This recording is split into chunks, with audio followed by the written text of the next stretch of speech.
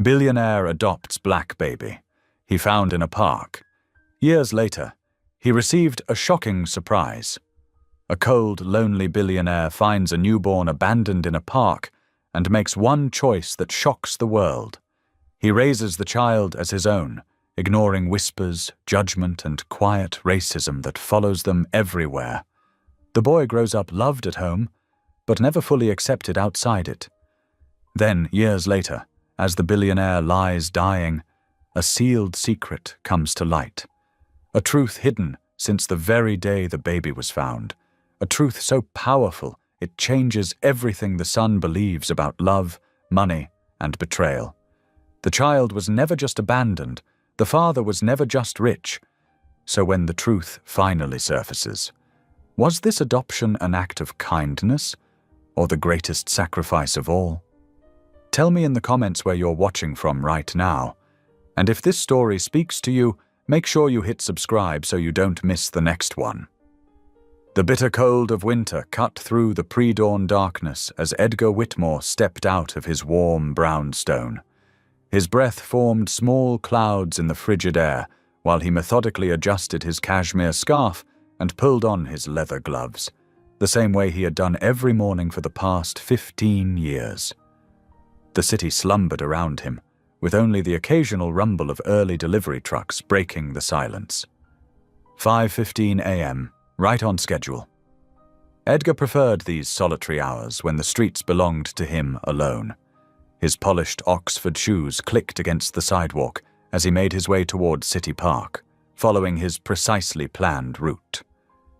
The park wasn't the most direct path to his office, but it offered what he valued most: space from others. At this hour, the winding paths were deserted, allowing him to maintain the careful distance he kept from the rest of humanity. The old oak trees stood like silent sentinels, their bare branches reaching up into the dark sky. Edgar walked with measured steps, his mind already organizing the day ahead. Meetings, calls, investment strategies.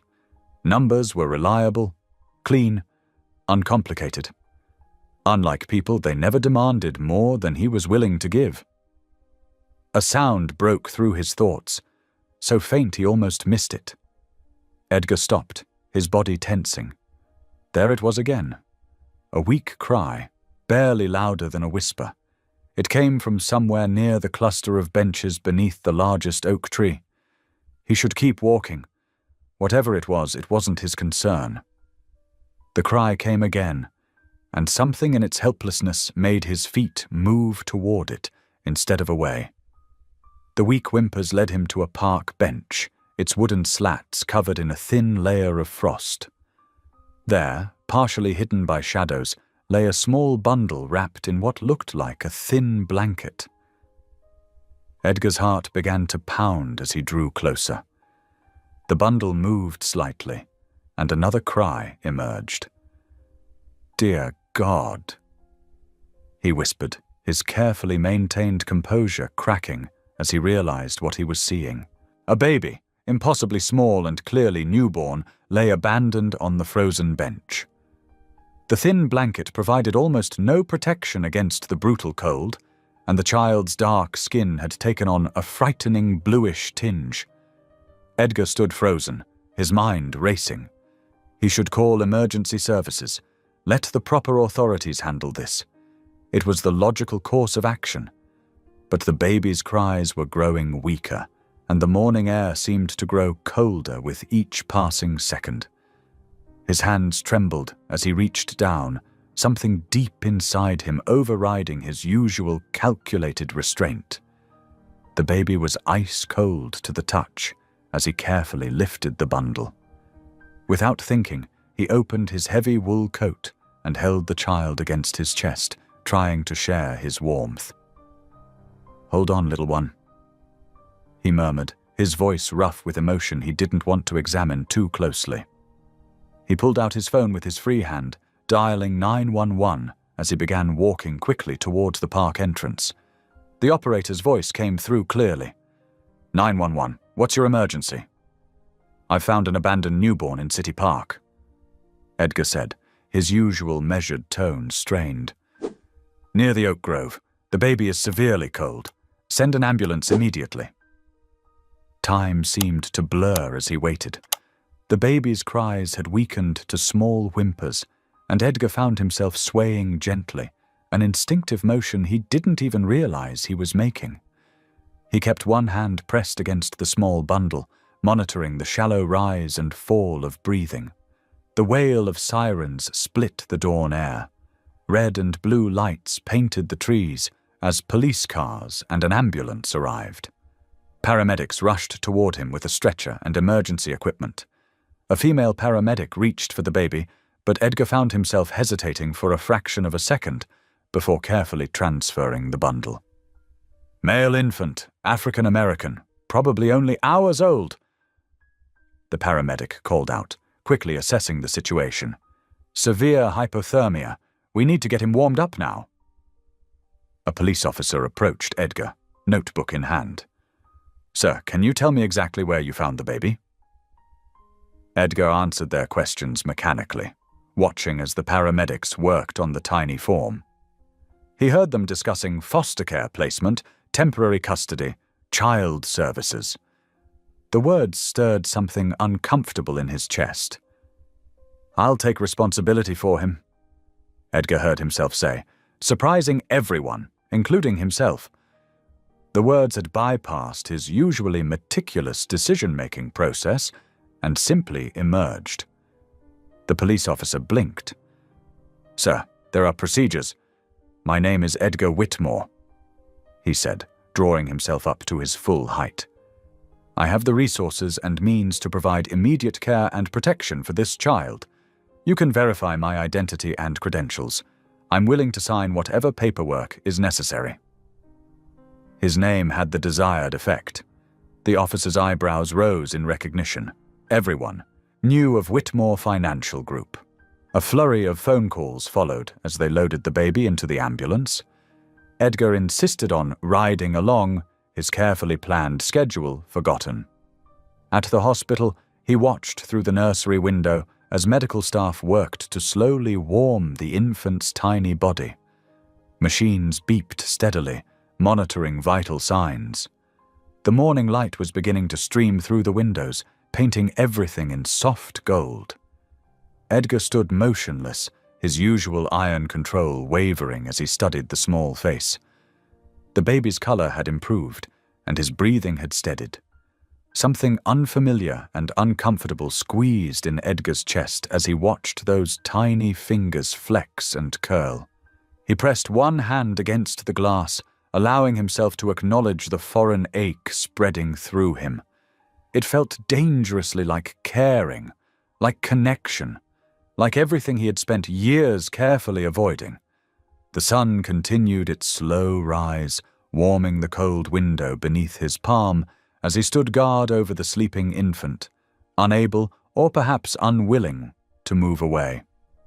The fluorescent lights of the hospital corridor hummed steadily as Edgar sat in an uncomfortable plastic chair, his usually pristine suit wrinkled from hours of waiting. A parade of officials had been cycling through since dawn. Police detectives, social workers, hospital administrators, and now his own lawyers summoned by urgent phone calls. Mr. Whitmore, a social worker named Ms. Martinez said, consulting her clipboard, I need to understand why you're pursuing this. Emergency guardianship is typically reserved for family members or established foster parents. Edgar straightened his tie, a habit born of countless business negotiations. The circumstances are unusual, I acknowledge that, but I found this child, and I have the means to provide immediate, quality care. And your experience with infants? She pressed. Limited, Edgar admitted, but I have the resources to hire qualified help immediately. The baby needs stability now, not bureaucratic delays. Detective Roberts, who had been investigating the abandonment case, leaned against the wall. Baby boy Doe will need specialized care. The exposure to cold, I've already arranged for a private pediatric team. Edgar interrupted. Dr. Sarah Chen is flying in from Boston Children's Hospital this afternoon. The detective's eyebrows rose. You move fast, Mr. Whitmore. It's what I do. Edgar's voice was quiet but firm. Every minute spent debating is a minute wasted. Through the nursery window, he could see 2 nurses tending to the baby, who was finally sleeping peacefully under the warming lights.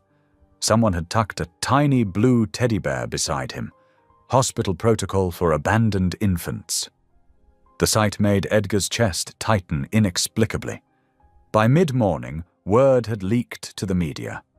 Local news vans began appearing in the hospital parking lot, their satellite dishes reaching toward the grey winter sky. Edgar instructed his security team to coordinate with hospital staff to ensure privacy. He wouldn't allow this child's story to become fodder for the evening news. Your background check is clean, Ms. Martinez said, returning with more papers. But, Mr. Whitmore, I need to be direct. A single man with no childcare experience taking in an abandoned infant, it raises questions. Edgar met her gaze steadily. What happened this morning wasn't planned, but I believe in taking responsibility for the situations we encounter. That baby was left in my path, and I have the ability to help. It's that simple. She studied him for a long moment. Nothing about this is simple, Mr. Whitmore. Around noon, Edgar's personal assistant arrived with fresh clothes and necessary supplies. The hospital hallway had become an impromptu office, with lawyers making calls and security personnel monitoring the growing media presence. Edgar signed documents, made arrangements, and kept one eye constantly on the nursery window. Dr. Chen arrived at 2 o'clock, immediately taking charge of the baby's care. Her presence seemed to ease some of the social workers' concerns. Edgar had chosen her specifically for her expertise with at-risk newborns, but also for her no-nonsense approach that matched his own. The baby is stable, she reported after her examination, but he'll need careful monitoring for the next several weeks. I'm concerned about potential complications from the hypothermia. Edgar nodded, already making mental notes. Whatever's necessary. As the afternoon wore on, the constant questions and decisions began to wear on him. He found himself walking to the hospital chapel, seeking not prayer, but simply silence. The small room was empty, sunlight filtering through stained glass to create pools of color on the floor. He sat in the last pew, finally allowing his rigid posture to relax slightly.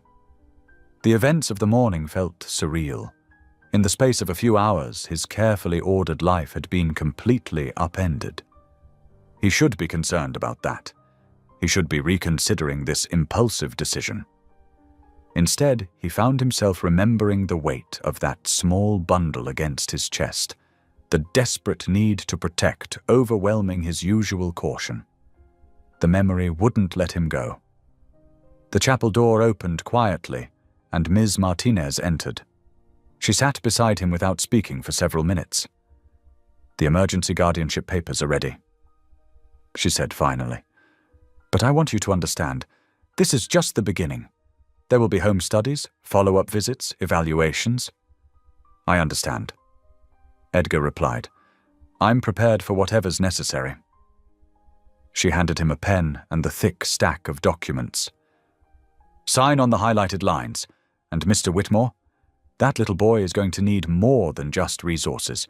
He's going to need love. Edgar's hand paused briefly over the paper. I know, he said softly. By evening, the paperwork was complete.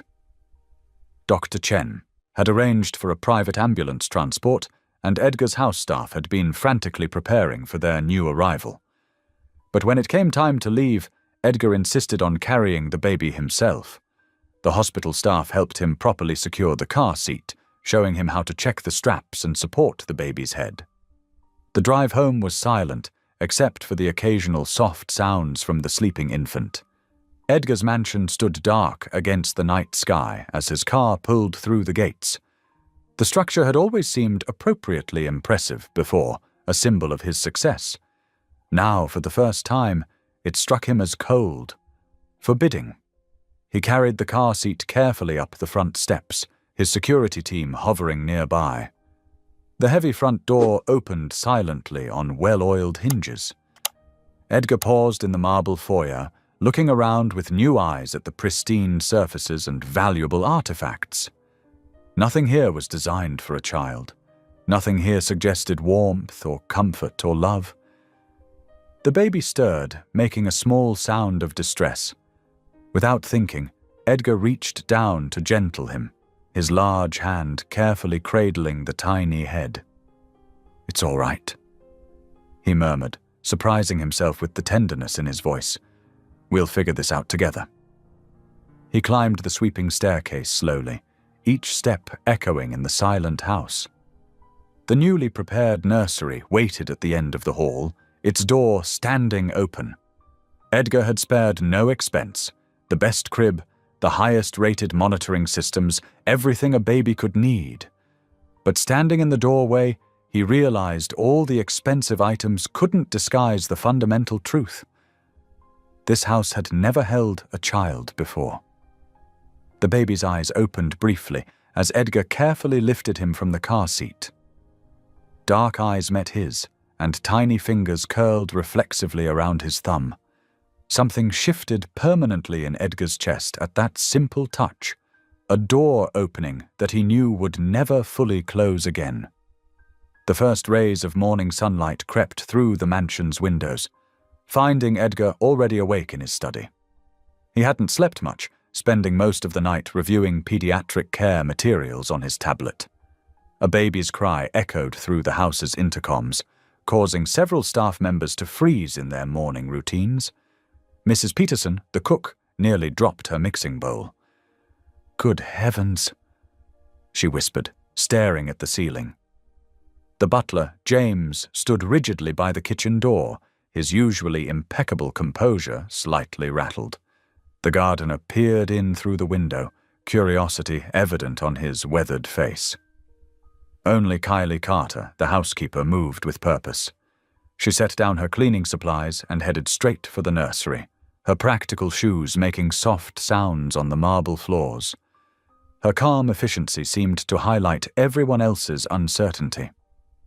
Edgar emerged from his study, watching as his usually well-ordered household struggled to adjust to this new reality. The baby's cries grew more insistent. "Sir," James approached cautiously, "should we perhaps call for a nurse?" Before Edgar could respond, Kylie's voice came through the intercom. "Mr. Whitmore, would you mind bringing up one of those bottles Dr. Chen prepared? They're in the kitchen fridge."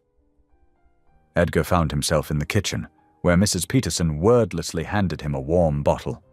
She'd already heated it perfectly, though her hands shook slightly as she tested the temperature. In the nursery, Kylie sat in the rocking chair, holding the fussing infant with natural ease. Her silver-streaked hair was pulled back in its usual neat bun, her practical clothes spotless despite the early hour. She looked up as Edgar entered, her kind eyes crinkling at the corners. "There we are," she said softly, reaching for the bottle. "Someone's hungry this morning, aren't you, little one?" Edgar stood awkwardly by the door, watching as she fed the baby with practiced movements. The infant's cries immediately quieted to soft, suckling sounds. "You've done this before," he observed. Kylie nodded, her attention on the baby. "3 children of my own, all grown now, plus 8 grandchildren." She adjusted the bottle slightly. "Babies aren't nearly as fragile as they look, Mr. Whitmore. They mainly need love, patience, and consistency." Throughout the morning, Kylie moved through baby care tasks with gentle confidence. She showed the other staff members how to prepare bottles, demonstrated proper burping techniques, and gave quiet instructions about sterilizing equipment. Edgar observed it all from various doorways and corners, taking mental notes but maintaining his distance. After lunch, Kylie drew a warm bath in the specially installed baby tub. "Would you like to learn how to bathe him?" she asked Edgar. He shook his head, retreating a step. "I have meetings." Indeed, his afternoon was filled with lawyers in his home office. Stanley Crawford, his lead attorney, spread documents across the mahogany desk while speaking in careful terms. "The media attention is already significant," Stanley reported. "We need to consider the optics carefully. A white billionaire adopting a black child will draw scrutiny from all sides."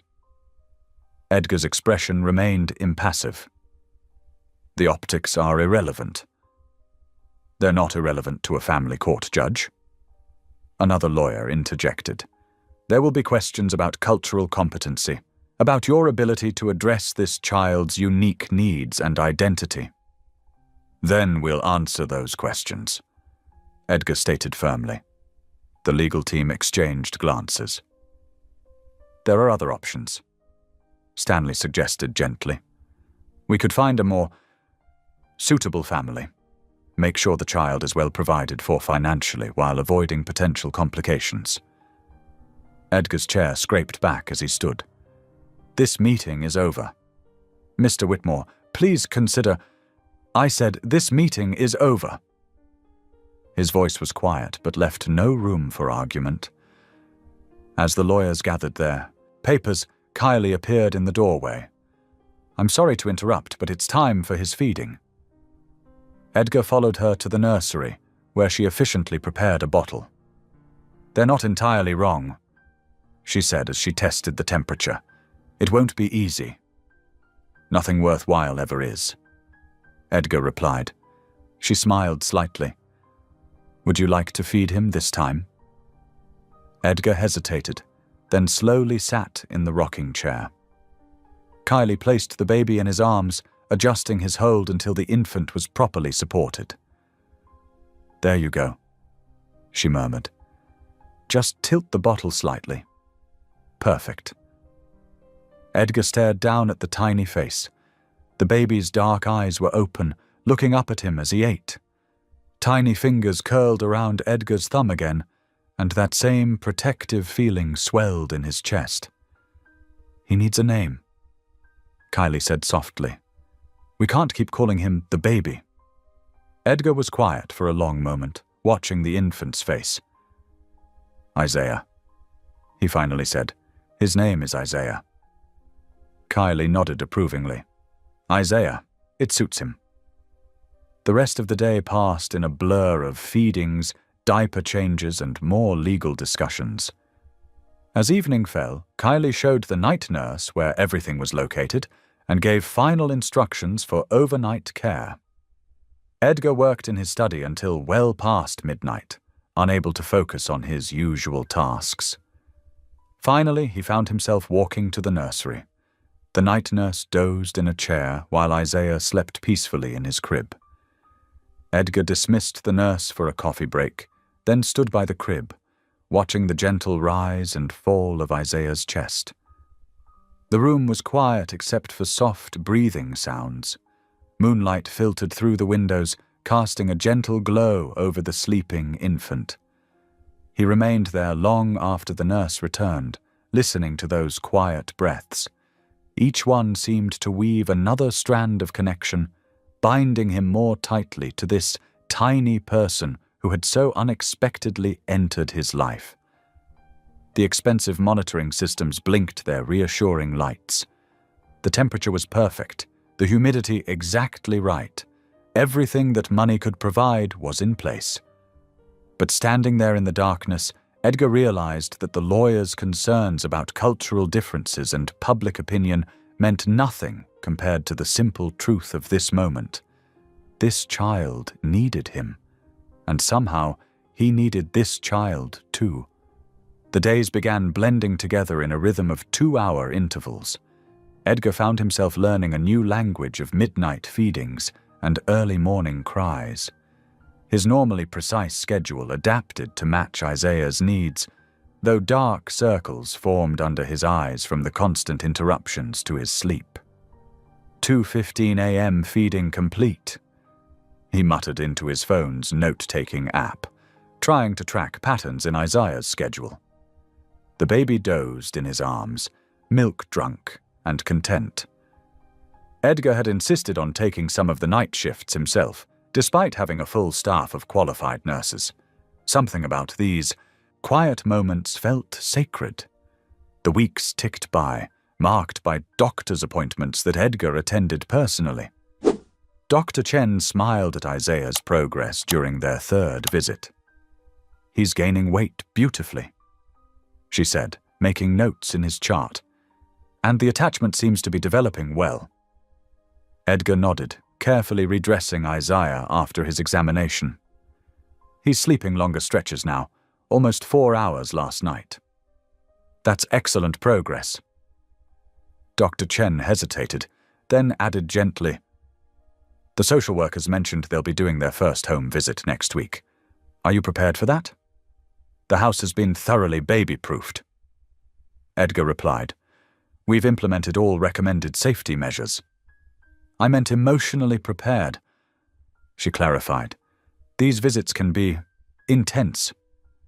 Edgar's jaw tightened slightly. "We'll manage." The social workers arrived exactly on schedule the following Tuesday. Ms. Rodriguez and Mr. Thompson spent 3 hours examining every detail of the mansion, from the kitchen's bottle sanitizing station to the specialized air filtration system Edgar had installed in the nursery. "The physical environment is certainly optimal," Ms. Rodriguez noted, making careful notes. "But we need to discuss cultural considerations, Mr. Whitmore. How do you plan to help Isaiah develop a healthy racial identity?" Edgar had prepared for this question. "I've hired cultural consultants to advise me. We're developing connections with local Black community leaders and organizations. Isaiah will have mentors who reflect his heritage." "And your own education," Mr. Thompson pressed. "What steps are you taking to understand the unique challenges he'll face?" "I'm working with experts, reading extensively, and joining parent groups focused on transracial adoption." Edgar's voice remained steady.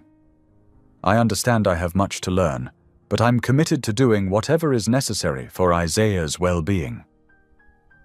The questioning continued, probing Edgar's support system, his work schedule, his understanding of attachment theory. Through it all, Isaiah slept peacefully in his arms, completely unaware of the scrutiny. Media attention grew as word of the adoption spread. Headlines ranged from sympathetic to suspicious. "Billionaire's surprise baby," "A heart of gold," or "PR stunt." Edgar ignored them all, focusing instead on Isaiah's newest accomplishment, holding his head up during tummy time. The peaceful routine was interrupted one morning by the sharp click of heels on marble. Margaret Hale swept into the nursery without knocking, her perfectly coiffed hair and designer suit a stark contrast to Edgar's slightly rumpled appearance.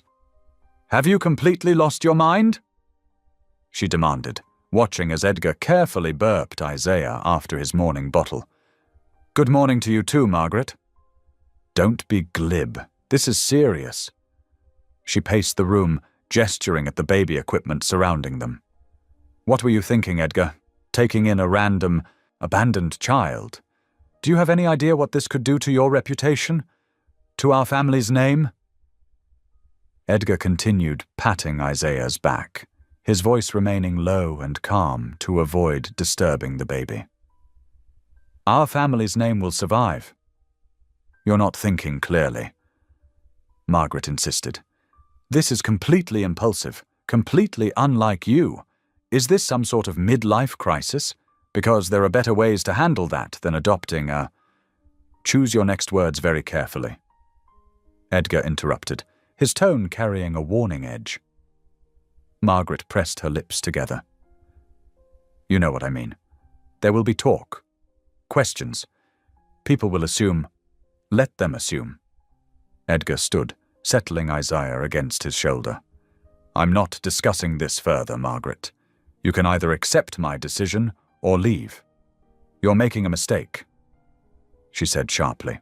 "When this all falls apart—" "Goodbye, Margaret." Edgar turned his back, focusing on Isaiah's peaceful face rather than his sister's retreating footsteps. The months passed in a blur of milestones. First smile, first laugh, first time rolling over. Edgar documented each one meticulously, building a private digital archive of Isaiah's progress. The adoption proceedings moved forward, expedited by Edgar's influence but still thorough in their evaluation. Finally, 9 months after that winter morning in the park, Edgar sat in a judge's chambers, holding Isaiah on his lap. The baby played contentedly with Edgar's tie as the judge reviewed the final paperwork. "Everything appears to be in order," she said, looking up at them over her reading glasses. "The home studies are excellent, the character references impeccable. Are you ready for the final signing, Mr. Whitmore?" Edgar looked down at Isaiah, who gave him a gummy smile in return. In that moment, the weight of the decision settled fully on his shoulders. This was forever. This tiny person would be his responsibility, his family, his son. The thought should have terrified him. This man who had spent decades carefully controlling every aspect of his life. Instead, he felt something like peace. "Yes," he said firmly, reaching for the pen. "We're ready." The judge smiled as she witnessed his signature on the adoption decree. "Congratulations, Mr. Whitmore. Isaiah is officially your son." Isaiah chose that moment to grab Edgar's tie and stuff it in his mouth, completely unimpressed by the momentous occasion. Edgar didn't mind. They had all the time in the world for moments of significance. Right now, he was content to simply hold his son and marvel at how perfectly natural that word felt. The late afternoon sun streamed through the mansion's kitchen windows, casting warm squares of light across the polished marble countertops. The kitchen had changed dramatically over the past 5 years. Colorful artwork now decorated the refrigerator, held up by alphabet magnets, and a booster seat sat tucked against the breakfast bar. Signs of childhood brightened every corner of what had once been an austere space. Isaiah sat at the kitchen table, his legs swinging freely as he concentrated on his drawing. At 5 years old, he was tall for his age, with bright eyes that missed nothing and an infectious laugh that had slowly but surely transformed the entire household. Next to him, Tommy, Kylie's 12-year-old nephew, worked on his homework, occasionally glancing at Isaiah's artwork with brotherly interest. Kylie moved around the kitchen with practiced ease, preparing an after-school snack. She had grown even more integral to their daily life, her warm presence a constant anchor for both Isaiah and Edgar. She hummed softly as she cut apple slices into perfect quarters, arranging them on plates with peanut butter and honey. "Miss Kylie," Isaiah called out, holding up his drawing. "Look, it's our family." Kylie wiped her hands on her apron and came closer to examine the artwork. "That's beautiful, sweetheart. Tell me about everyone in the picture." Isaiah pointed with enthusiasm. "That's Daddy. See his suit? And that's you, and that's me in the middle." His small finger traced each figure carefully. "And up here, that's my mommy in heaven, watching over us." The words hung in the air just as Edgar stepped quietly into the doorway, returning early from work. He froze, unseen by the others, as Isaiah continued speaking to Tommy in a softer voice. "Mommy says you're my daddy," Isaiah said matter-of-factly, still focused on his drawing. "She tells me in my dreams sometimes." Edgar's breath caught in his throat. He gripped the door frame, steadying himself against the sudden wave of emotion those innocent words triggered. Kylie glanced up, noticing him, but said nothing. Her eyes held understanding and something else, a gentle challenge, perhaps, or encouragement. Tommy, unaware of the moment's weight, simply nodded. "That's nice, Isaiah. Hey, want to see how to draw a rocket ship?" The conversation moved on, but Edgar remained rooted in place, watching his son, their son, lean in eagerly to learn about rocket ships. Isaiah's dark curls caught the sunlight, his small face animated with curiosity and joy. He looked nothing like Edgar, and yet in moments like these, the connection between them felt undeniable and profound. Finally, Edgar cleared his throat and stepped fully into the kitchen. "Hello, everyone." "Daddy!" Isaiah jumped up from his chair, drawing forgotten as he launched himself at Edgar's legs. "You're home early."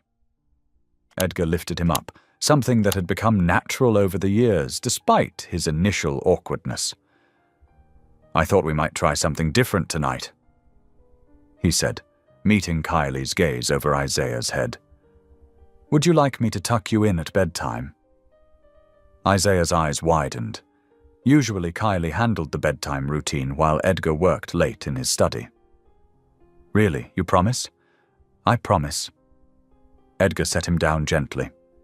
"Now, I believe Miss Kylie has prepared a snack."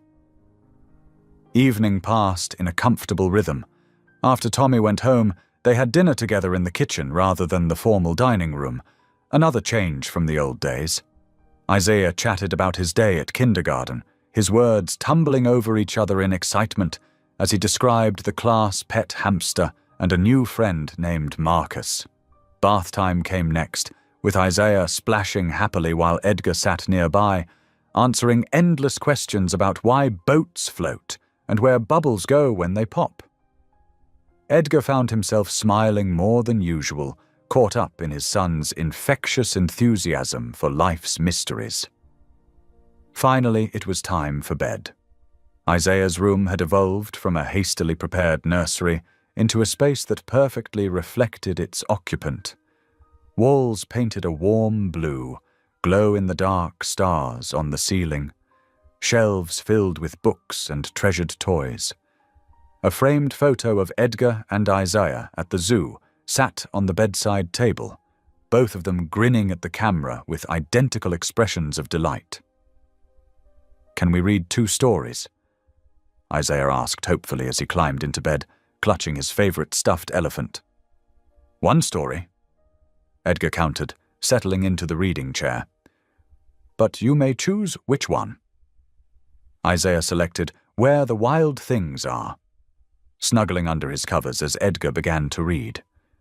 His small voice chimed in on the familiar parts, eyes growing heavier as the story progressed. By the time Max sailed back over a year and in and out of weeks and through a day, Isaiah was fighting to keep his eyes open. Edgar closed the book softly. "Time for sleep, little man." "Daddy?" Isaiah's voice was drowsy. "Do you think my mommy in heaven can see me?" The question caught Edgar off guard, but he kept his voice steady. "I believe she can, and I believe she loves you very much." "I love her too," Isaiah murmured, drifting off. "And I love you, Daddy." Edgar sat there long after Isaiah's breathing had evened out into sleep, watching the gentle rise and fall of his chest. The room was peaceful, filled with the subtle sounds of childhood, the soft whir of a nightlight, the faint ticking of a clock, the occasional rustle of covers as Isaiah shifted in his dreams. A quiet knock at the door drew Edgar's attention. Kylie stood there, holding a thick envelope. "This just arrived by courier," she whispered. They insisted it was urgent. Edgar took the envelope, noting the legal firm's name embossed in the corner. The paper felt heavy in his hands, weighted with possibilities he wasn't ready to face. Without opening it, he knew what it might contain. Questions about Isaiah's birth, about his biological parents, about the circumstances that had brought them all together that winter morning 5 years ago. He stood carefully, not wanting to wake Isaiah. In his study, he opened the wall safe behind a painting and placed the unopened envelope inside. The lock clicked shut with finality, but the questions it contained seemed to linger in the air. Returning to the nursery door, Edgar stood in the darkened hallway, watching his son sleep. Love and fear warred in his chest. Love for this child who had transformed his life. Fear of the truths that might threaten their carefully built world. The moonlight filtering through the window cast peaceful shadows across Isaiah's sleeping face, untroubled by the adult concerns that plagued his father's mind. For now, Edgar remained in that doorway, caught between the compelling need to protect Isaiah from every possible harm and the growing realization that some truths couldn't, and perhaps shouldn't, stay buried forever. The sealed envelope in his safe felt like a ticking clock, counting down to decisions he wasn't ready to make. The morning sun streamed through Edgar's office windows, but he barely noticed it. His mind kept drifting to the sealed envelope in his safe, its presence like a shadow in the corner of his eye. He shuffled through financial reports without really seeing them, his thoughts tangled in memories of Isaiah's childhood. He remembered Isaiah's first day of elementary school vividly. The boy had worn a brand new navy blazer and carried a backpack almost as big as he was. "You'll do great," Edgar had assured him, watching Isaiah's small shoulders square with determination. But that afternoon, Isaiah had come home quiet, his usual spark dimmed. "Some kids said I don't belong here," Isaiah had whispered later, sitting in the kitchen while Kylie made his favorite chocolate milk. "They said I'm different." Edgar's hand had tightened on his coffee cup until his knuckles went white. Kylie had given him a warning look over Isaiah's head before kneeling beside the boy. "You know what, sugar? Different is beautiful. Different is strong. Look at all the colors in a rainbow. Each one special. Each one needed." Throughout elementary school, similar incidents kept occurring. During a parent-teacher conference, Mrs. Reynolds had suggested perhaps a more suitable school environment. When Isaiah scored top marks in mathematics, Edgar had merely raised an eyebrow and doubled his annual donation to the school's scholarship fund. The message was clear. Isaiah wasn't going anywhere. Middle school brought new challenges. Isaiah joined the robotics team, his natural talent for engineering shining through, but at the first competition, another team's coach had questioned his presence, implying something inappropriate about his acceptance.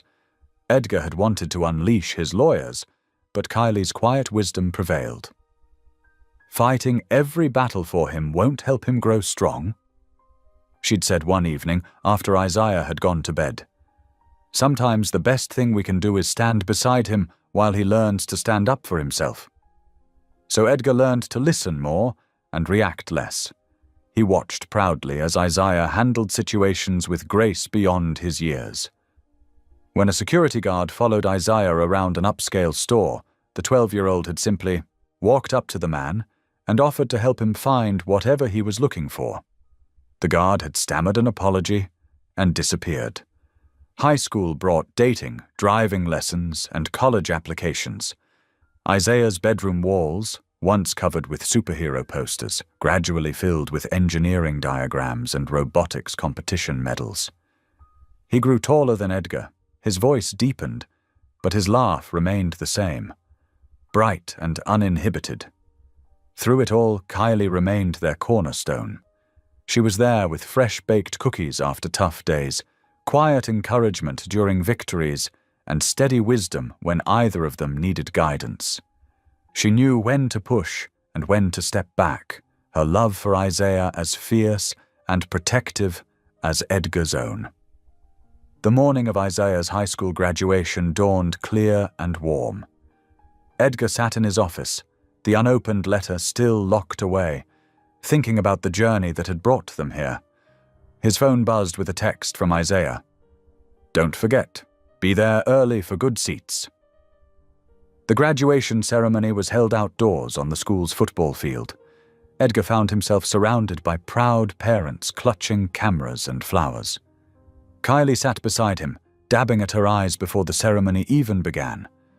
When Isaiah's name was called, Isaiah James Whitmore, Edgar felt his chest tighten with emotion.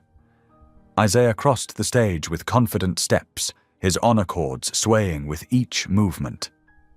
The sun caught his face as he accepted his diploma, and for a moment Edgar saw both the baby he'd found that winter morning and the young man he'd become. Pride swelled in his heart, but beneath it lay that persistent undercurrent of tension, the weight of secrets kept and truths withheld. Later during the reception, Edgar watched Isaiah move through the crowd, accepting congratulations with easy charm.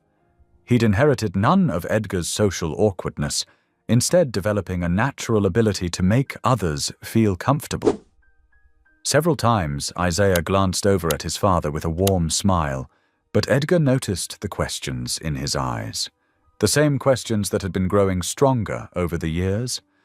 As photographers gathered the graduating class for pictures, Edgar stood at the edge of the crowd. Kylie appeared beside him, her presence steady as always. "He's ready?"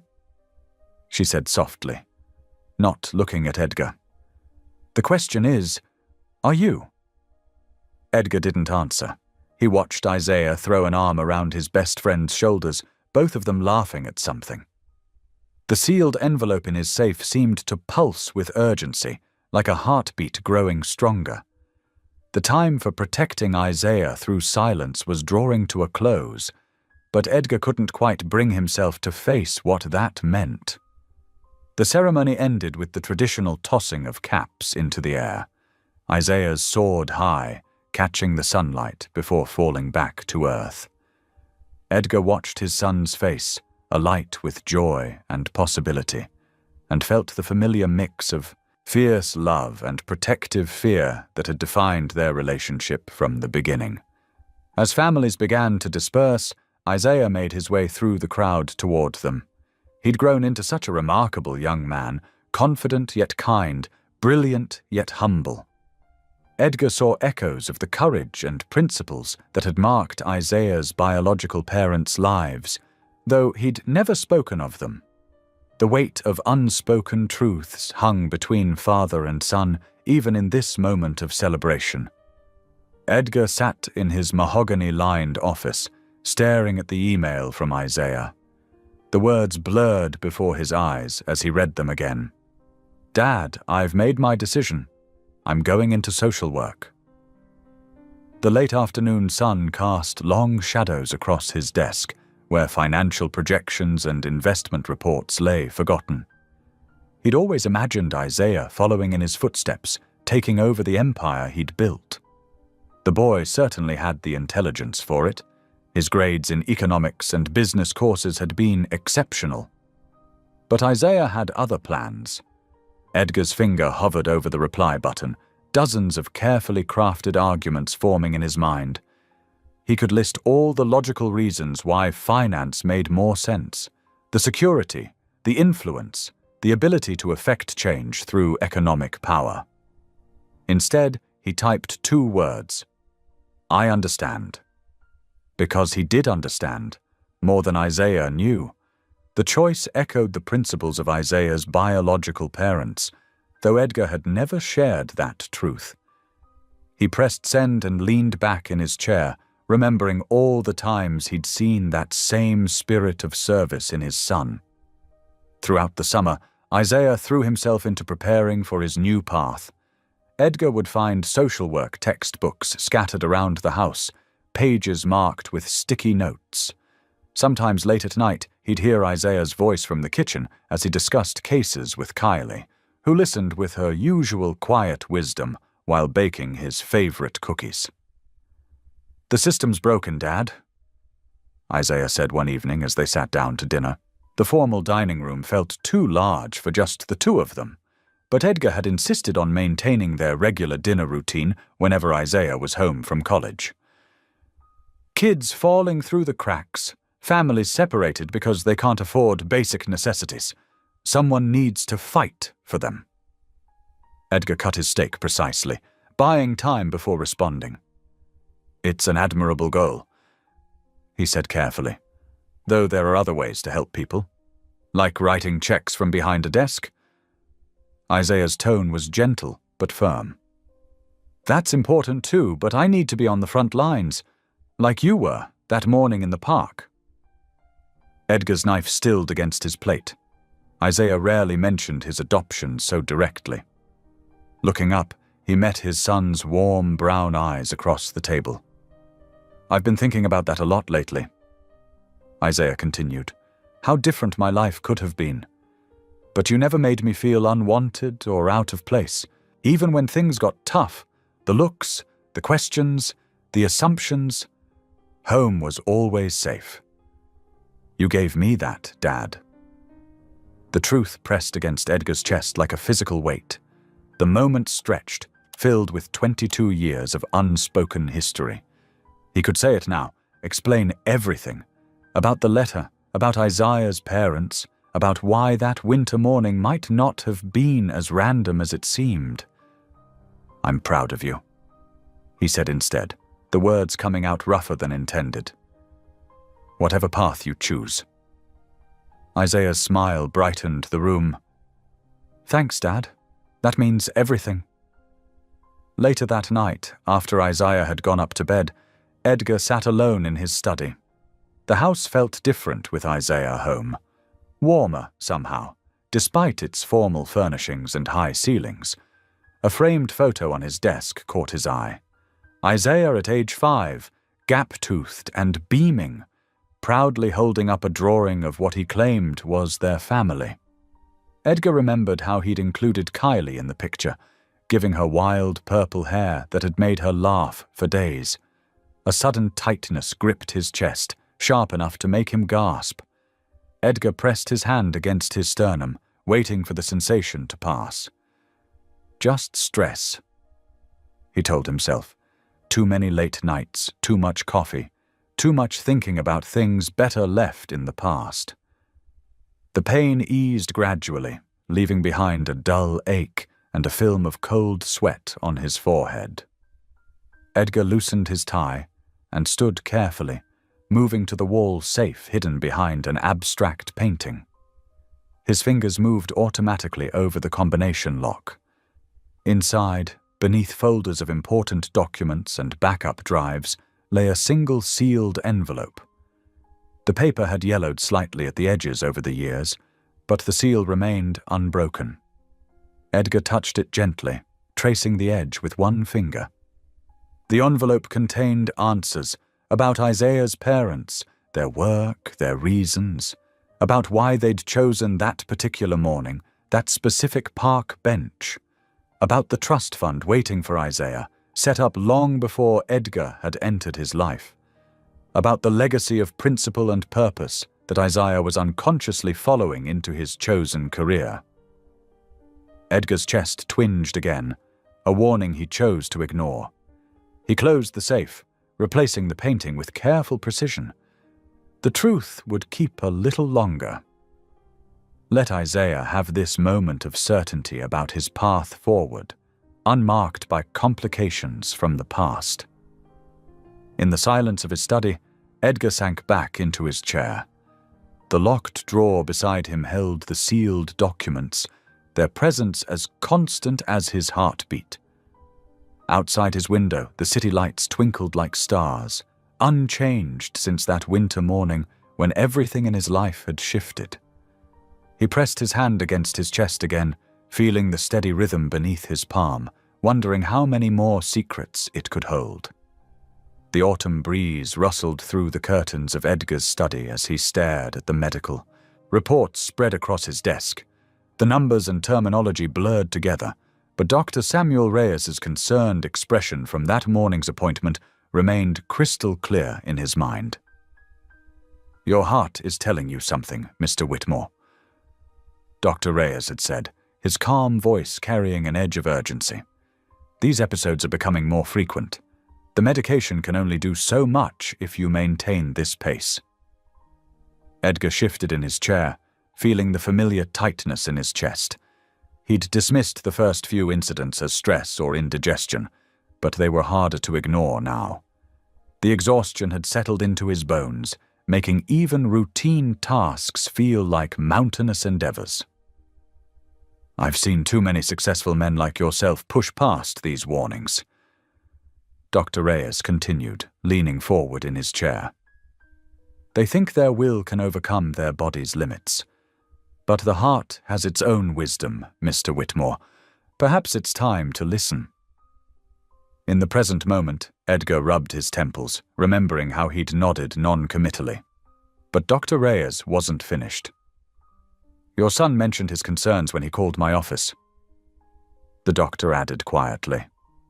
That had made Edgar look up sharply. Isaiah contacted you? He's worried, and from what I can see, he has reason to be. The memory faded as Edgar heard footsteps approaching his study. Isaiah appeared in the doorway, his social worker's badge still clipped to his shirt from work. The concern in his eyes matched the doctor's. You missed dinner, Isaiah said softly. Kylie kept a plate warm for you. Edgar glanced at his watch, surprised to find it was past 8 o'clock. I lost track of time. That's happening more often lately. Isaiah moved into the room, his movements careful, as if approaching a wounded animal. Dad, we need to talk about this. There's nothing to discuss. Edgar started, but a wave of dizziness made him grip the edge of his desk. Isaiah was beside him instantly, one hand on his shoulder. See? This is what I mean. You're pushing yourself too hard. Edgar wanted to argue, to maintain the facade of strength he'd worn for so many years, but the genuine fear in his son's eyes stopped him. When had Isaiah grown so perceptive, so capable? Across the hall, in the kitchen, Kylie was quietly preparing Edgar's delayed dinner. Her lips moved in silent prayer as she worked, a habit she'd developed over the past few months as she watched Edgar's health decline. She'd noticed the changes first, the way he tired more easily, how he sometimes paused mid-sentence to catch his breath, the growing collection of prescription bottles in his medicine cabinet. The next morning, Edgar called his attorneys. They arrived promptly at 10 o'clock, carrying thick folders of documents. For 3 hours, they reviewed his estate, making adjustments and updates. Edgar's instructions were clear and precise. Isaiah would inherit everything. The company, the properties, the foundations, every asset and responsibility. Are you certain about this, Mr. Whitmore? His lead attorney asked. Given the complexity of your holdings, we could structure a graduated transfer of control. No, Edgar said firmly. Isaiah has proven himself more than capable. I want everything transferred directly to him. As they finalized the papers, Edgar felt a weight lift from his shoulders. One more piece of unfinished business settled. That evening, Edgar had Kylie arrange a proper dinner in the formal dining room. She understood without being told that this was a significant occasion, taking extra care with the settings and Isaiah's favorite dishes. Isaiah arrived home early, having sensed something important in his father's request for a formal dinner. He found Edgar already seated at the table, looking more relaxed than he had in weeks. Should I be worried? Isaiah asked lightly, taking his seat. Edgar smiled, a rare, unguarded expression. No, for once this is good news. They began their meal, the familiar routine of passing dishes and sharing simple conversation creating a comfortable atmosphere.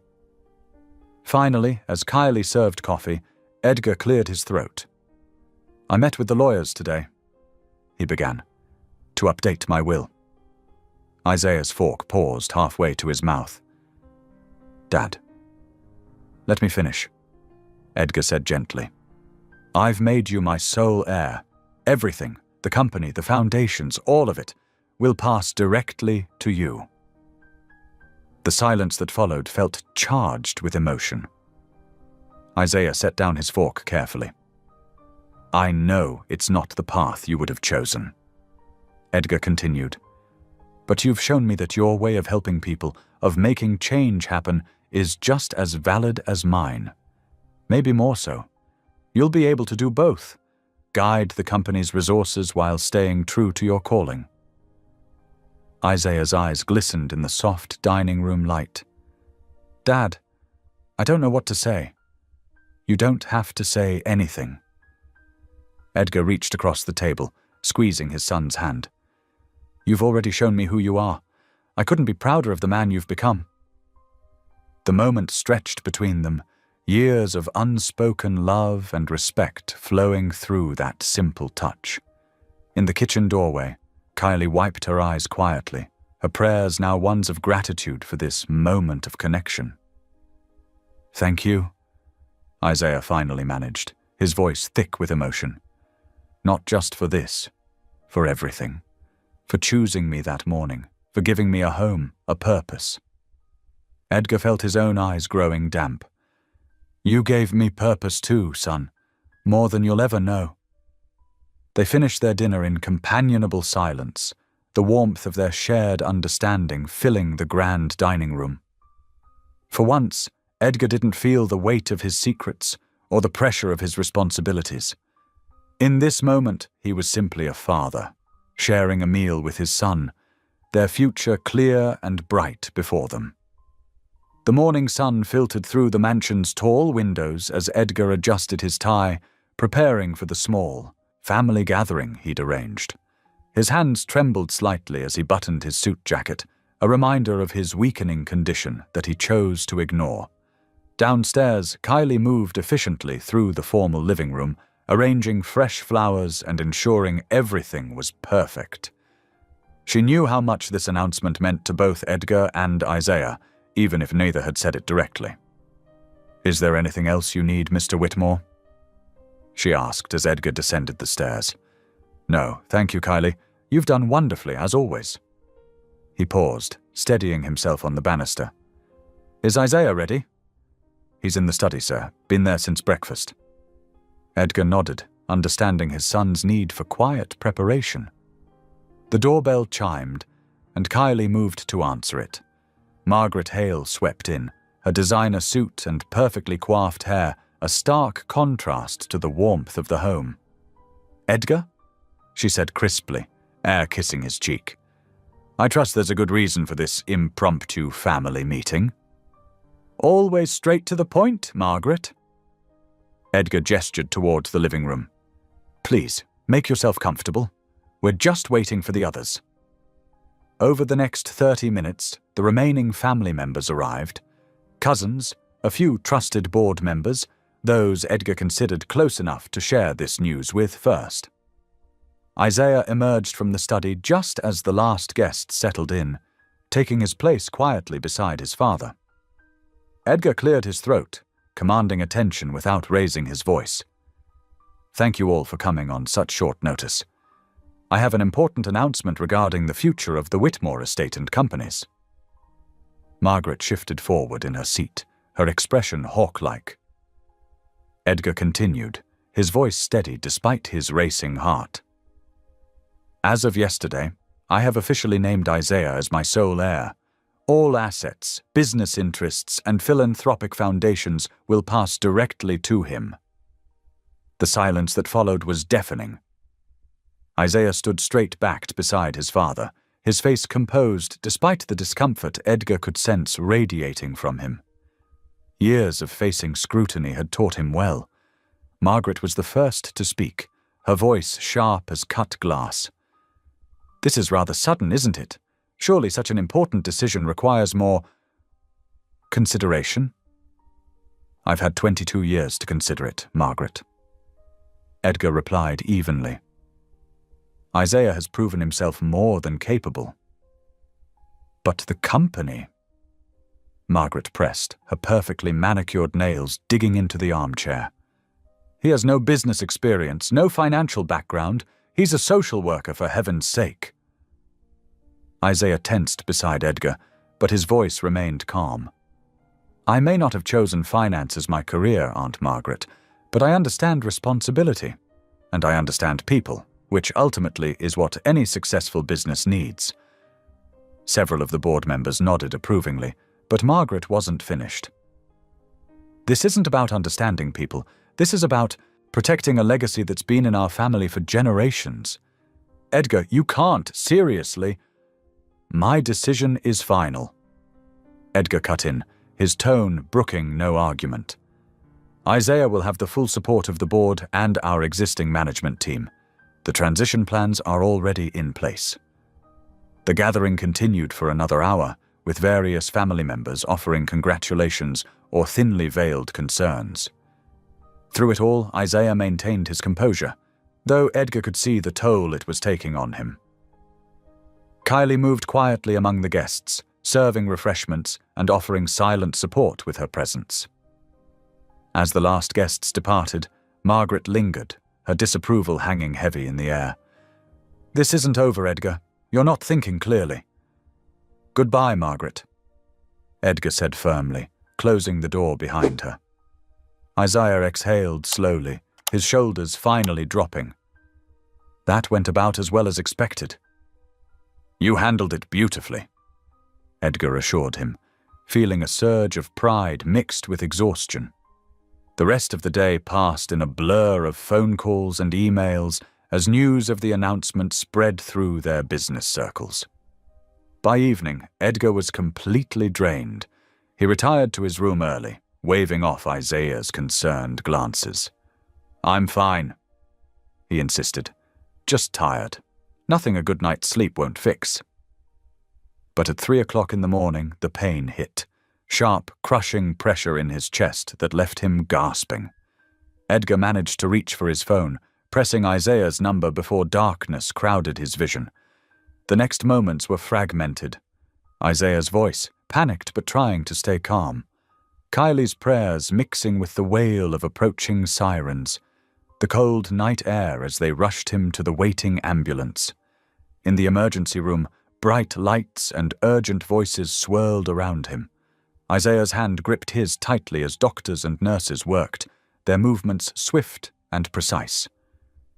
"Blood pressure's dropping," someone called out, "Starting another line." "Hold on, Dad," Isaiah whispered. "Please hold on." Through the haze of pain and medication, Edgar saw Kylie in the hallway, her lips moving in constant prayer. Isaiah's face above him, showing the same determination Edgar had seen earlier that day, now tinged with fear. The doctor's voice cut through the chaos. "We've stabilized him for now, but—" She pulled Isaiah aside, speaking in low tones. Edgar couldn't make out the words, but he saw his son's face change, saw the moment Isaiah understood that this was just the beginning of a longer, harder battle. The emergency room lights buzzed overhead, harsh and unforgiving. Machines beeped steadily, monitoring Edgar's fragile stability. In that moment, watching his son receive the news he'd been dreading, Edgar felt both immense love and deep regret. There was still so much left unsaid, so much Isaiah needed to know. The hospital corridors felt endless during those long night hours. Isaiah sat in an uncomfortable plastic chair, his body cramped but unwilling to leave. The rhythmic beeping of machines from nearby rooms created an unsettling lullaby, punctuated by the soft squeaks of nurses' shoes on polished floors. Every so often, he would stand and pace, counting his steps to keep his mind occupied. 100 steps to the water fountain, 52 steps back to the nurses' station, 23 steps to peek through the small window of his father's ICU room, where Edgar lay still and pale against stark white sheets. "Mr. Whitmore?" A nurse touched his arm gently around 6 in the morning. "We need some additional paperwork for your father. Insurance information, medical history, that sort of thing." Isaiah nodded, rubbing his tired eyes. "Everything's at home in his office. I can go get it." "Take your time," she said kindly. "He's stable now, and we'll call immediately if anything changes." The drive home felt surreal in the early morning light. The mansion loomed before him, somehow both familiar and strange. Inside, Kylie was already awake, moving quietly through her morning routine despite having been at the hospital until past midnight. "How is he?" she asked, her eyes red-rimmed from crying. "Stable," Isaiah replied, heading toward Edgar's office. "They need some paperwork." The office was exactly as Edgar had left it the day before. Neat, organized, everything in its place. Isaiah knew where his father kept important documents, in the large mahogany filing cabinet behind the desk. He pulled open the drawer labeled Medical, searching through the meticulously arranged folders. As he lifted a thick file of insurance papers, something fell to the floor. A cream-colored envelope, sealed with wax in an old-fashioned manner. Isaiah picked it up, his heart skipping a beat as he read the words written in his father's precise handwriting.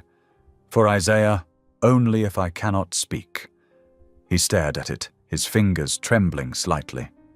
The paper was thick, expensive, the kind Edgar used for his most important correspondence. The seal was unbroken, suggesting this had been waiting here for some time. Isaiah sank into Edgar's leather chair, the envelope heavy in his hands. His father was alive, could still speak. Opening this would be wrong. And yet, the wax seal cracked easily under his thumb.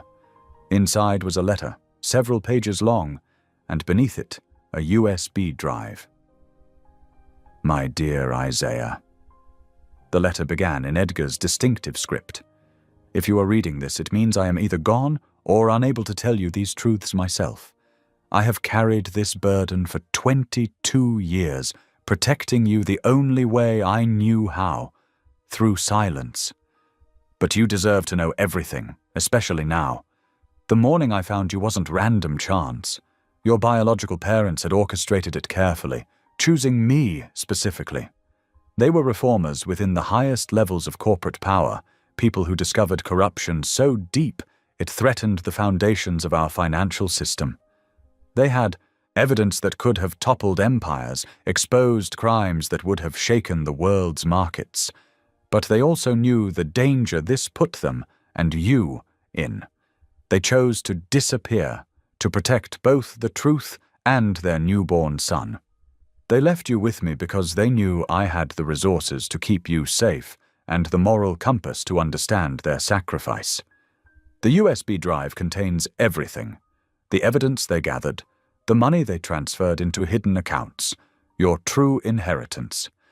The fortune I've built is substantial, but it's a fraction of what awaits you in accounts they established before they vanished. They loved you enough to give up everything, including the joy of watching you grow up. I wanted to tell you so many times, when you asked about your birth parents, when you chose social work over business, when I saw you fight against injustice with the same fire they must have had. But I was afraid of losing you, afraid of the danger this knowledge might bring, afraid you would see my silence as betrayal rather than protection. I'm sorry for carrying this secret so long. Know that every moment of raising you has been a gift, one I never deserved but will forever cherish. Whether you were placed in my path by chance or design, you became my son in every way that matters. The choice of what to do with this information is now yours. The accounts are secure, the evidence preserved. Your biological parents ensured you would have both the resources and the truth when the time came. With all my love, Dad. Isaiah's hands shook as he read the letter again, then a third time. The words blurred before his eyes as tears fell onto the expensive paper. Everything he thought he knew about his past shifted and reformed into a new reality. He thought of all the times Edgar had seemed distant, weighted down by something he wouldn't share. The strange security measures that had always seemed excessive. The way his father would sometimes watch him with an expression that mixed pride with what Isaiah now recognized as guilt. The USB drive felt impossibly heavy in his palm. Within it lay answers to questions he hadn't even known to ask, truths that could change everything.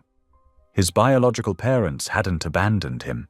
They had chosen to sacrifice their own happiness to protect him. And Edgar had carried this knowledge alone for over 2 decades. Sunlight streamed through the office windows, catching dust motes in its beam.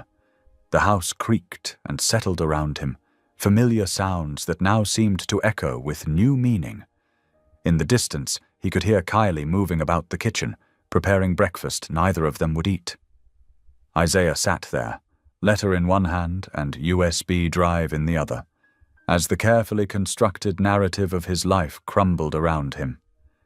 He thought of his father lying in the hospital bed, perhaps unable to ever explain these truths in his own words. The weight of unasked questions pressed against his chest until he could barely breathe. The morning light grew stronger, throwing shadows across Edgar's desk, shadows that seemed to hold all the secrets of the past 22 years. Isaiah remained motionless, overwhelmed by revelations that transformed not only his understanding of his past, but the very foundation of his future. In his hands, the letter trembled, its pages whispering with truths too heavy to bear. Everything he thought he knew about his life, his identity, his purpose, it all shifted beneath the weight of these revelations. The world outside the office window continued its normal rhythm, unaware that within these walls, Isaiah's reality had shattered and reformed into something unrecognizable.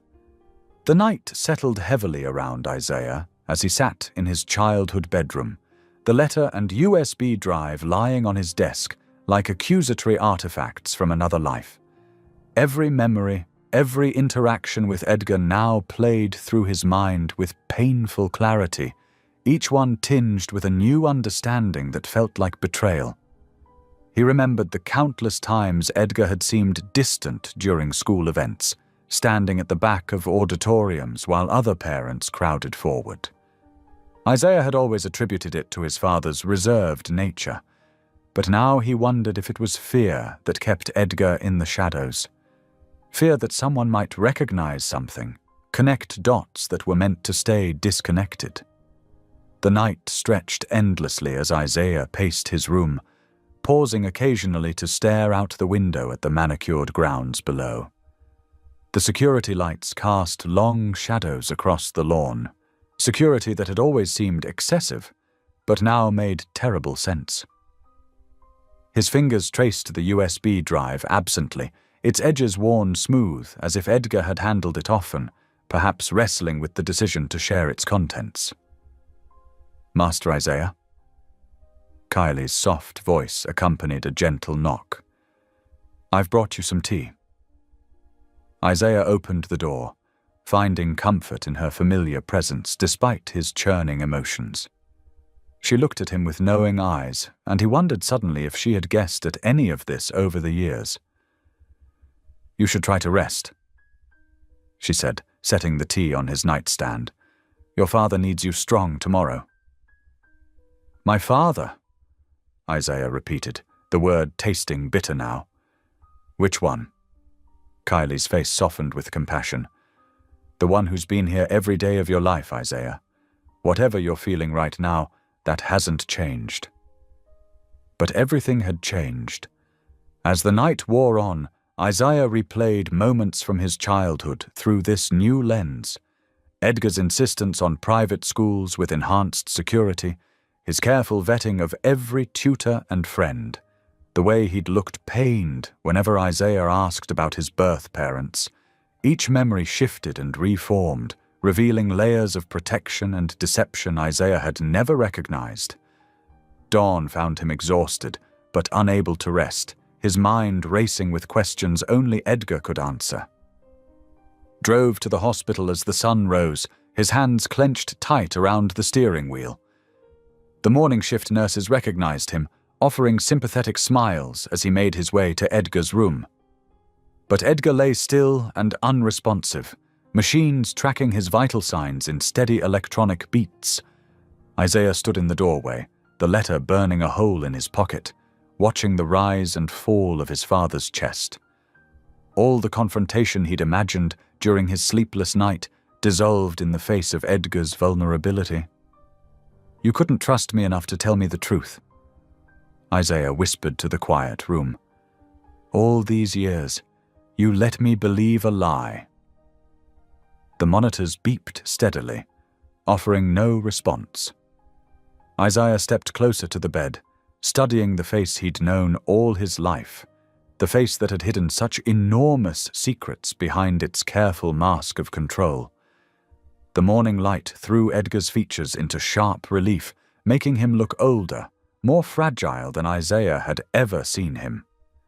Anger and hurt warred in Isaiah's chest, tangling with the love he couldn't deny.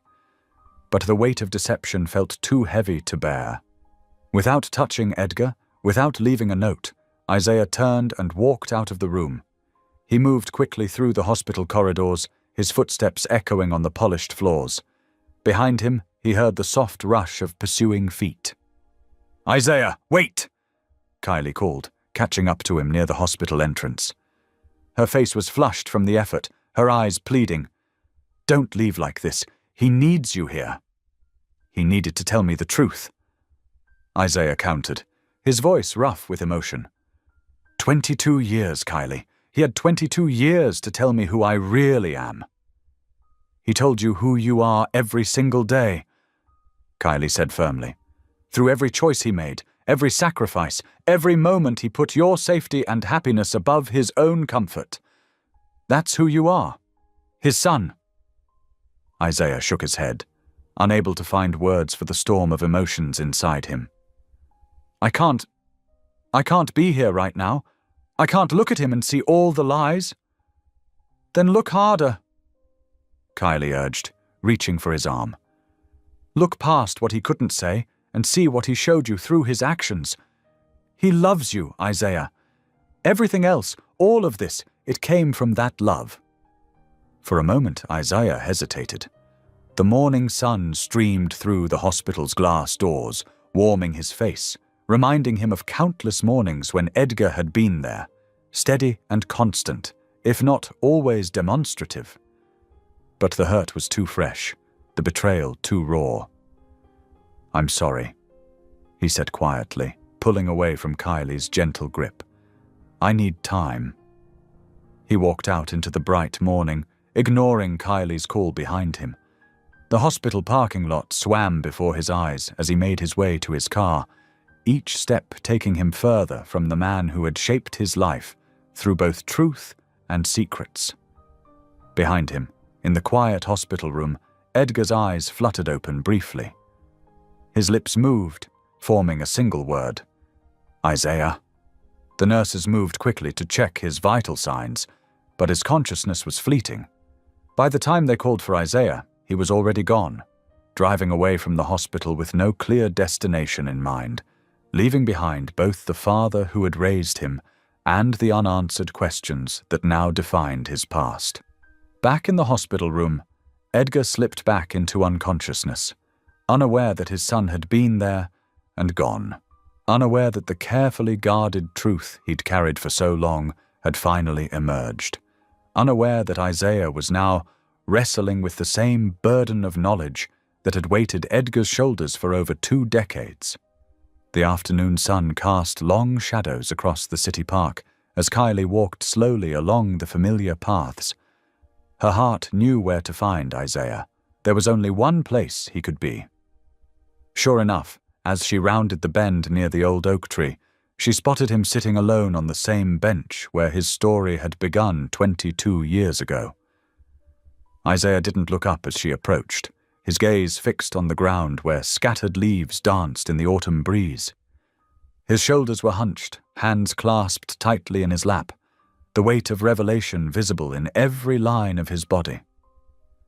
"I thought I might find you here," Kylie said softly, easing onto the bench beside him. She didn't reach for him, knowing he needed space to process the storm of emotions she could see churning beneath his surface. "Did you know?"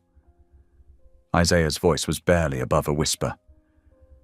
"About my biological parents? About the money? About any of it?" Kylie shook her head slowly. "No, honey. But I knew Edgar carried something heavy all these years, something that kept him awake at night, something that made him check the security systems twice, something that made him hold back even when his heart wanted to reach out." Isaiah's jaw tightened. "That doesn't excuse the lies." "No," Kylie agreed, her voice gentle but firm. "But sometimes what looks like lies from one angle looks like love from another. Sometimes silence isn't about trust, it's about terror." A jogger passed by, and they waited in silence until the footsteps faded. The late afternoon light filtered through the oak's branches, creating shifting patterns on the ground, the same ground where Edgar had found a tiny baby on that bitter winter morning. "I've been sitting here for hours," Isaiah said, finally looking up at the tree. trying to imagine that night, trying to understand why my biological parents left me here, why Edgar chose to keep me, why nobody ever told me the truth. Kylie watched a leaf spiral down from the oak. Your biological parents made a choice out of love, to give you a chance at life, even if it meant letting you go. And Edgar, he made the same choice, in reverse, to give you life by taking you in, even knowing the risks. But he never told me. Isaiah burst out, the words seeming to tear from his throat. All these years, watching me wonder about my birth parents, watching me make up stories about why they left me, he knew everything, and he just watched me struggle. Yes, Kylie said quietly. He watched, and it broke his heart every time. But he also watched you grow strong, watched you develop compassion for others, watched you choose a path helping people who struggled just like you did. He watched Isaiah, because sometimes watching and protecting is all a parent can do when the truth might put their child in danger. Isaiah ran his hands over his face, and when he spoke again, his voice was thick with unshed tears. I don't know how to feel about any of this. The money, the danger, the secrets. It's like everything I thought I knew about my life was just a carefully constructed lie. Not everything, Kylie corrected gently. Not the love. Not the middle-of-the-night feedings when you were sick. Not the proud smile on his face at your graduation. Not the way he defended your choice to become a social worker, even when his heart was probably racing with fear for your safety. The sun was beginning to set now, painting the sky in shades of orange and pink. Isaiah watched the colors change, his expression softening slightly as memories seemed to play across his mind. I remember, he said slowly. When I was about 7, I got really scared during a thunderstorm. Edgar wasn't good at comfort, you know that, but he sat outside my bedroom door all night. I could see his shadow under the door. He never came in, never said a word, but he stayed there until morning. Kylie nodded, her eyes warm with understanding. That's who Edgar is, standing guard, keeping watch, protecting you the only way he knows how. Sometimes love looks like silence because the truth is too dangerous to speak. But I'm not a child anymore, Isaiah protested, though his voice had lost some of its earlier anger. I could have handled the truth. Could you? Kylie asked gently. Or would knowing have changed every choice you've made, every person you've helped, every moment of normal life you've lived? Sometimes parents carry the heavy things so their children don't have to. They sat in thoughtful silence as the sunset deepened. The park had grown quiet, with only distant traffic sounds breaking the evening peace. Isaiah seemed to be wrestling with his thoughts, his expression shifting between anger, understanding, and grief. Just then, Isaiah's phone buzzed in his pocket. He pulled it out, glancing at the screen. "It's Dr. Reyes," he said, his voice tightening with sudden concern. He answered the call, listening intently as Dr. Reyes spoke. Kylie watched his face pale slightly, his free hand gripping the bench edge. "I understand," he said finally. "I'll be there right away." He ended the call and stood up slowly, looking down at the bench where his life had begun. The anger hadn't completely left his face, but something else had joined it. Determination, and perhaps a glimmer of understanding. "Dad's asking for me," he said quietly. "Dr. Reyes says I need to come now." Kylie stood as well, but didn't move to touch him. This was his choice to make, his path to walk. Isaiah took one last look at the old oak tree, its branches now silhouetted against the darkening sky. In the growing dusk, it seemed to stand as a silent witness to both beginnings and endings, to choices made in love and fear, to secrets kept and truths finally revealed. "I need to know everything," he said firmly. "No more secrets, no more silence." He squared his shoulders, and in that moment, Kylie could see both the lost baby and the strong man he'd become. Whatever came next, he was ready to face it. The hospital corridor stretched long and quiet in the late evening hours. Isaiah's footsteps echoed against the polished floors as he made his way to Edgar's room, his heart pounding with each step. The familiar antiseptic smell and soft beeping of machines reminded him this wasn't just another difficult conversation. Time was precious now. He paused at the doorway, taking in the sight of Edgar propped up slightly in the hospital bed.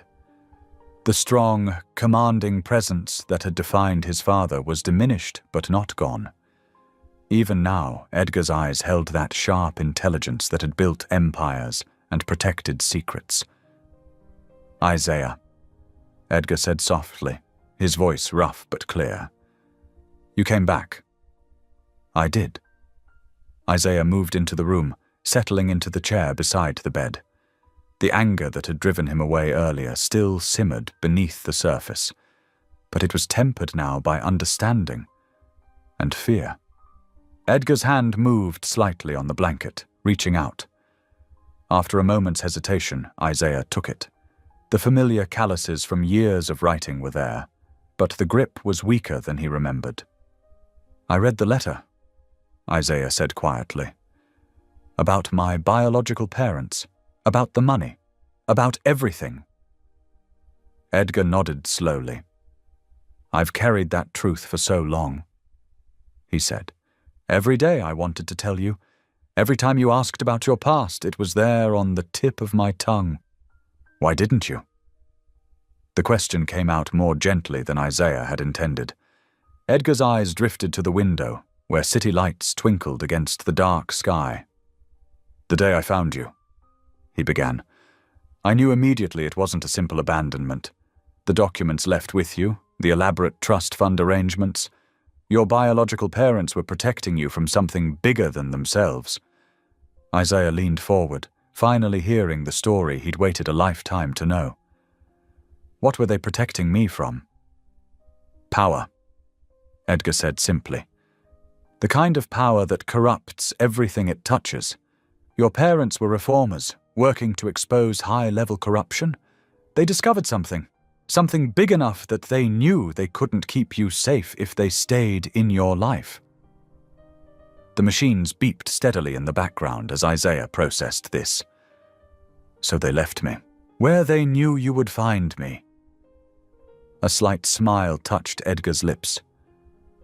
"They chose me because I understood power, how to use it, how to hide from it. They knew I could protect you, give you a normal life away from danger." He paused, his breathing slightly labored. "But protection meant secrets.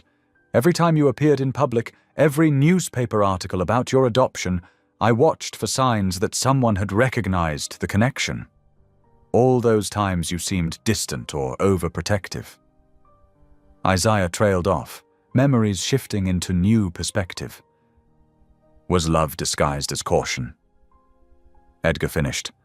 "I couldn't risk someone using my obvious affection for you as a weapon, so I stayed back, stayed quiet, tried to give you room to grow while keeping you safe." Tears welled in Isaiah's eyes. "But I just thought you didn't know how to love me." Edgar's grip tightened slightly on Isaiah's hand. "I loved you from the moment I found you under that oak tree. It wasn't the money or the mystery that made me take you home. It was the way you grabbed my finger and wouldn't let go. In that moment, power meant nothing. Love meant everything." Isaiah wiped his eyes with his free hand. "All these years, I've been angry at my biological parents for abandoning me. But they didn't abandon me at all, did they? They chose to disappear so I could live." "They chose love over presence," Edgar said softly. "Just as I chose love over truth. We all did what we thought would keep you safe, help you grow strong without the weight of danger on your shoulders." The night deepened around them as they talked, filling in the gaps of 2 decades. Edgar explained about the trust fund, the security measures, the careful monitoring that had kept Isaiah safe all these years. Isaiah shared memories, seeing them anew through the lens of understanding. The security guards disguised as gardeners, the careful screening of his friends, the way Edgar had supported his career choice while adding extra protective measures behind the scenes. As midnight approached, Edgar's voice grew weaker, but his eyes remained fixed on Isaiah's face, as if memorizing every detail. "I'm sorry," he said finally. "Sorry for the secrets, for the distance, for every moment you felt less than completely loved." Isaiah shook his head, tears falling freely now. "No," he said firmly. "Don't apologize for protecting me. Don't apologize for loving me enough to carry this alone." Edgar's eyes drifted closed, but his hand remained warm in Isaiah's grip. "You were worth every silent moment," he murmured. "Worth every careful step. Worth everything." Isaiah watched as his father's breathing evened out into sleep, their hands still clasped together. In the quiet of the hospital room, surrounded by machines that marked the passing of precious time, he finally understood the full weight of what it meant to be loved, not just by the father who had raised him, but by all those who had chosen his safety over their presence, his future over their peace. The night settled around them like a gentle blanket, and Isaiah stayed, holding his father's hand, watching over his sleep, just as Edgar had watched over him for so many years. Sometimes love looked like silence, sometimes like secrets, but always, always like protection, even when it broke your own heart to give it. The machines fell silent just before dawn. Isaiah watched as the green lines went flat, feeling the warmth slowly fade from his father's hand. The moment stretched like glass, delicate and crystalline, before shattering into the harsh reality of loss. Dr. Reyes entered quietly, his footsteps echoing in the sterile room. He checked Edgar's vital signs with gentle professionalism, then spoke softly to Isaiah. "I'm so sorry for your loss. Your father was a remarkable man." Isaiah nodded, unable to find words. The world seemed muted, as if someone had turned down the volume on life itself. Outside the window, the sky was beginning to lighten, painting the city in shades of grey and purple. Edgar would have been awake by now, taking his morning walk through the park. The next few hours passed in a blur of necessary tasks. Hospital staff came and went, their voices hushed and sympathetic. Forms appeared before Isaiah requiring signatures, death certificates, release papers, funeral arrangements. Each signature felt like another goodbye. Kylie arrived as the sun cleared the horizon, her eyes red but her composure steady. She took one look at Isaiah and wrapped him in a fierce hug. "You don't have to do this alone," she whispered. In the hospital corridor, Isaiah watched as they wheeled his father's body away. The fluorescent lights cast harsh shadows, making everything feel unreal. Other patients and visitors moved past, their own dramas playing out while Isaiah's world stood still. The drive home was surreal. Isaiah insisted on going to the mansion alone, despite Kylie's protests. He needed to face this new reality on his own terms. The morning traffic moved around him like water around a stone, everyone else's lives continuing as if nothing had changed. The funeral home meetings were a study in quiet efficiency. Isaiah chose a simple but elegant service, knowing his father would have appreciated the restraint. The director spoke of arrangements and options in soothing tones, while Isaiah thought about morning walks and unspoken words. Days passed in a fog of preparation. People called and visited, offering condolences and support. Margaret arrived with her usual dramatic flair, but fell unusually quiet when she saw Isaiah's grief. Even she seemed to understand that some moments demanded reverence. The memorial service was held in the garden behind the mansion, where Edgar had often walked in the evenings. A small group gathered, close friends, trusted employees, a few business associates who had earned genuine respect. The autumn air was crisp and clear, carrying the scent of late roses. Isaiah stood before them, his heart pounding but his voice steady. The eulogy he had prepared felt inadequate, but he began anyway, letting his words flow from love rather than careful planning. My father found me on a winter morning. He started, his voice carrying across the quiet garden. He wasn't looking for a son. He wasn't trying to be a hero. He was just a man taking his morning walk who chose love when it appeared unexpectedly in his path. The gathered crowd listened intently as Isaiah continued. Many people questioned why a powerful white businessman would adopt a black baby left in a park. They looked for ulterior motives, for publicity stunts, for signs of guilt or manipulation. What they didn't understand was that my father's greatest strength wasn't his business acumen or his wealth. It was his capacity for love, even when that love had to be shown through silence and protection rather than words. Isaiah paused, looking at the faces before him. Kylie wiping tears, Margaret sitting unusually straight, Dr. Reyes nodding slightly in understanding.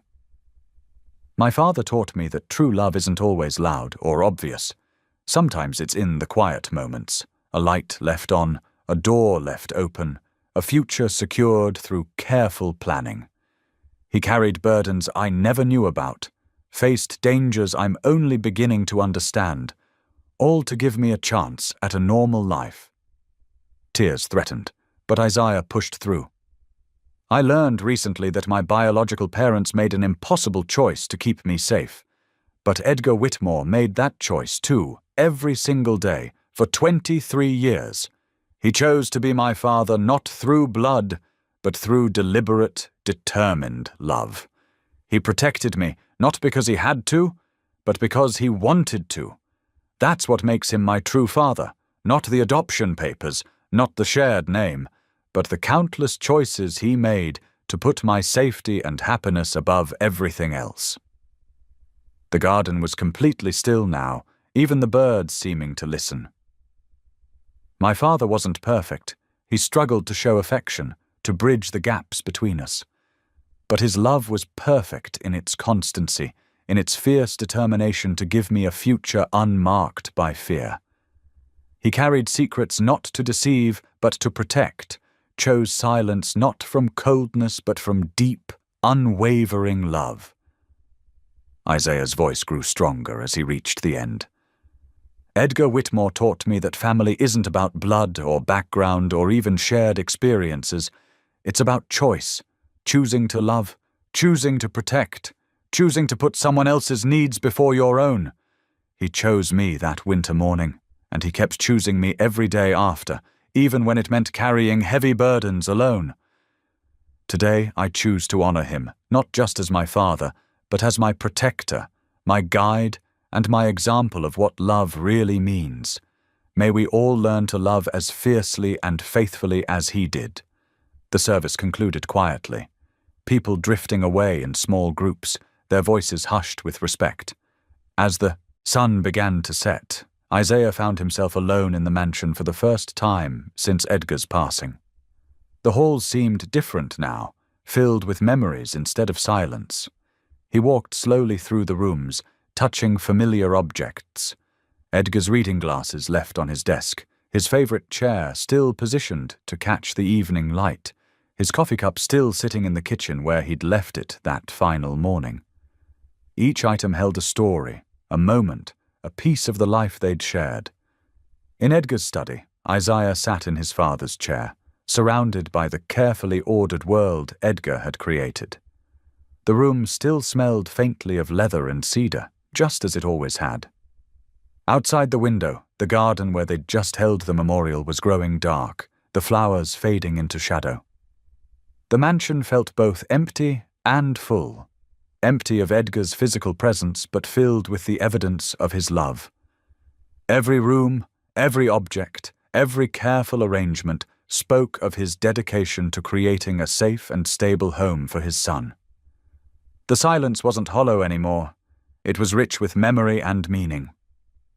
Isaiah stayed there as night fell completely, letting the darkness gather around him, feeling both the weight of loss and the strength of legacy. His father's love, once hidden behind careful masks of protection, now filled every corner of this space, as clear and powerful as morning light. Months passed like falling leaves, each one bringing new purpose to Isaiah's life. In the quiet hours of early mornings, much like his father used to keep, he worked methodically to transform the hidden fortune into something meaningful.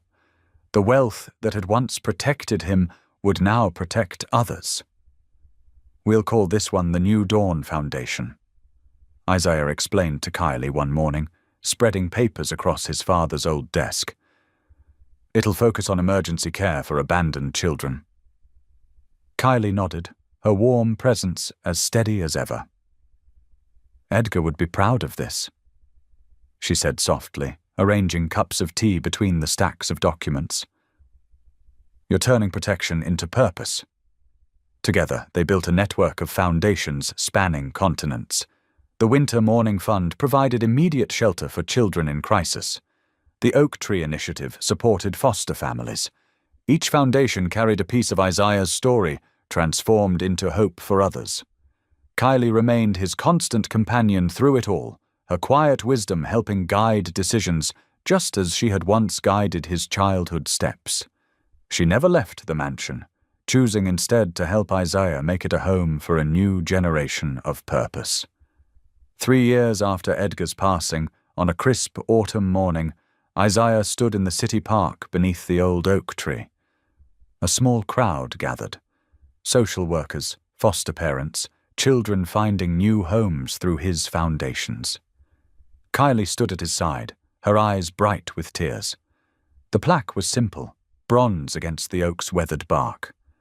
Isaiah ran his fingers across the engraved letters, feeling the truth of each word. "Love found me here." "Sometimes," he said to the gathered crowd, "love comes in unexpected ways. Sometimes it finds us in our darkest moments.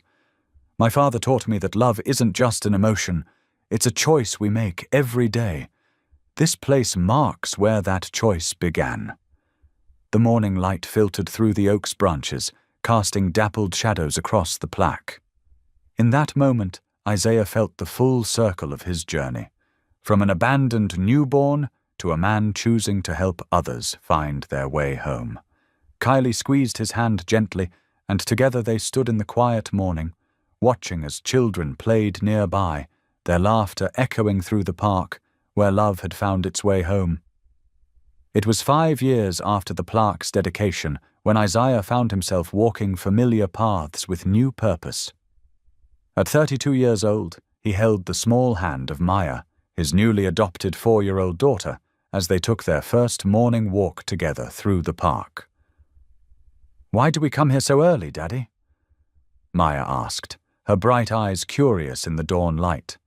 Her purple winter coat sparkled with morning frost, and her breath made little clouds in the cold air. Isaiah smiled, leading her toward the old oak tree. "Because this is where my story began, sweetheart, where your grandfather found me." They stopped beneath the spreading branches, now touched with the first light of day. Maya traced the bronze plaque with her tiny fingers, just as Isaiah had done years before. "Love found me here," she read slowly, proud of her growing reading skills. "You see, early one morning, just like this one, a man named Edgar Whitmore was taking his morning walk." Isaiah began, sitting with Maya on a nearby bench. He wasn't looking for anything special that day. He was just following his routine, keeping to himself like he always did. Maya snuggled closer against the cold. "Was that Grandpa Edgar?" "Yes, that's right." And he heard something. A baby crying. "That baby was me." Isaiah wrapped his arm around his daughter. He could have kept walking. He could have left it for someone else to handle. But instead, he chose love. He chose me. The morning light strengthened as Isaiah shared the story of Edgar's transformation from a guarded, lonely man to a devoted father. He told Maya about Kylie's kindness, about growing up in the big house that was now their home, and about learning the truth of his past. "Your grandfather taught me that family isn't just about who we are born to. It's about who chooses us and who we choose in return," Isaiah explained, watching Maya's face as she absorbed every word. "Just like I chose you, Maya, just like you chose me." Maya looked up at the oak tree, its branches stretching toward the brightening sky. "Do you think Grandpa Edgar can see us?" "I think he can," Isaiah said softly. "And I think he's very happy that we found each other." They sat together in the growing warmth of the morning, watching other early risers begin their day. The park was peaceful, full of possibility, just as it had been on that winter morning so many years ago when love had first found its way home. Maya leaned her head against Isaiah's shoulder. "Can we come here every morning, Daddy, like you and Grandpa Edgar used to do?" "Yes," Isaiah answered, his heart full. "Yes, we can. Thank you for being here. If something in this story stayed with you, I'd love to see you again. Subscribe, and tomorrow I'll bring you another story crafted with heart."